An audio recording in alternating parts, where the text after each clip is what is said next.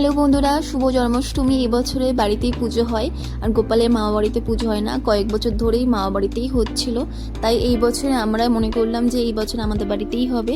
আর গোপালের সমস্ত কাজ দিদি করেছিল।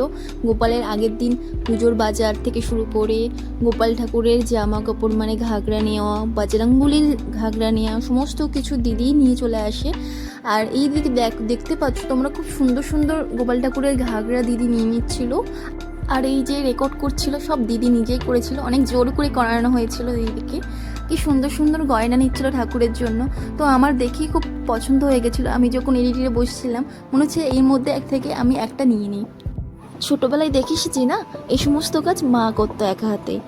আগের দিন সকালবেলা বাজার থেকে শুরু করে ঠাকুরের জামা কাপড় নেওয়া থেকে শুরু করে দোকানে গিয়ে নারকেল নেওয়া থেকে তাল নেওয়া থেকে শুরু করে সমস্ত কিছু কাজ নিজেই করতো। আর এইসব গয়না না আগে ওরকম পাওয়া যেত না।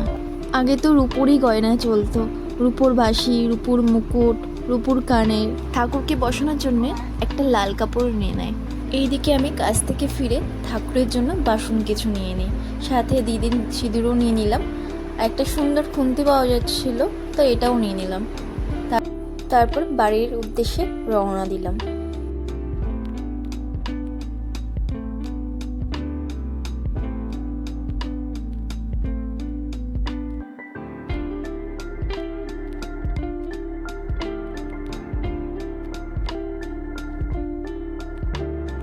সমস্ত কাজ দিদি নিজেই করছিল, কারণ আমার হট করে কাজ এসে যাওয়ায় আমি থাকতে পারিনি, সেদিনকেই চলে গেছিলাম কাজে। তো দিদি নারকেল নাড়ু থেকে শুরু করে সমস্ত কাজ নিজেই একাই করে।